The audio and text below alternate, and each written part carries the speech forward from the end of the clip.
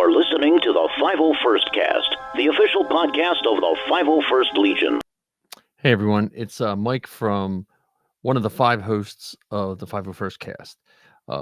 And thank you again for listening to our shows. This is a little addendum to our episode 144 because of all the great things that all the troopers have done this month and all the work Mikey did mixing and getting our Trooper of the Month stuff mixed in so we could get it in by the 5th of June. We missed our one segment about our question that was answered by Eric and Matt since Matt was on assignment. So this little short clip, I just want to make sure Eric, he spent time answering our questions, and we really appreciate anyone that writes in, emails in, sends us video messages. I just wanted you to hear the Trooper of the Month's answer to our 2 amp or not 2 amp. So enjoy the clip, and thanks again for listening. Please like and subscribe. Hit us up if you have any questions or anything like that. So may the force be with you.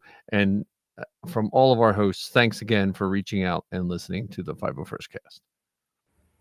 Hello, this is Eric L. TK14056 to answer the 501st Cast April episode question, which was to amplify or not to amplify. I personally amplify most of my costumes where it makes sense, not Imperial officers, of course. No one wants to see me and an officer going around with an amp on my chest. But it is an extra hassle when suiting up to plug in all the wires and configure Trooper Talk, which is an app I use on the iOS to modulate my voice.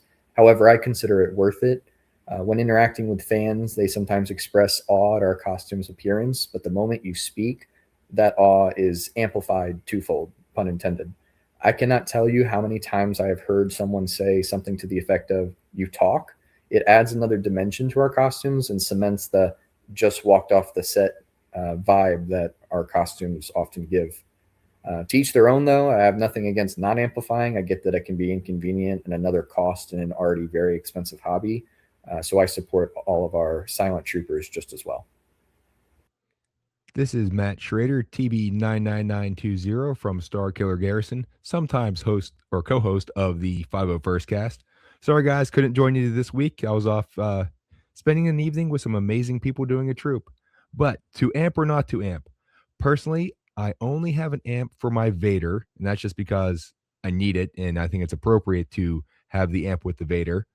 But I don't use it for the other ones, mainly because I just don't have to deal with it. That I don't like doing the Vader as much because I have to deal with all the amps and all the other electronics and make sure everything has the batteries charged and all that. Whenever I wear my Scout, it's a whole lot easier just to throw it on. I've done it before in 5 minutes, and then I can just, go and troop. You can see my daughter right back here.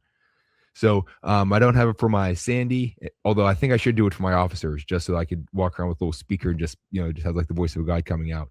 But I've had some interesting comments wearing my Scout that I've had people ask whenever I talk, is that your real voice? So I don't know if to take that as a compliment or if that's an insult about how my voice sounds, because I've heard my recording, so I'm not too certain on that. But I think something with the Scout, that the voice, the way the helmet is shaped, that there's like an amplification or something, that it comes out fairly clearly. I don't wear the Sandy too often. I know that's a little bit harder to hear things. So if I wore that more often, maybe I would invest in an amp, but I wear the Scout all the time. So, and it's just, people can hear me. So I don't really have a need for it. And I just don't have to deal with any headaches of setting it up or having batteries or anything else. So therefore I don't. But for the people who do have the amplification, I know a lot of them just sound so amazing. So I'm a little bit jealous on that end, but it's pretty much do what you do. If you like it, great. If you don't like it, like me, wonderful. There's my 2 cents for it. The 501st Legion is a worldwide Star Wars costuming organization comprised of and operated by Star Wars fans. While we are not sponsored by Lucasfilm Limited, it follows generally accepted ground rules for Star Wars fan groups. Star Wars and its characters, costumes, and all associated items are the intellectual property of Lucasfilm. Copyright and trademark Lucasfilm Limited, all rights reserved, used under authorization.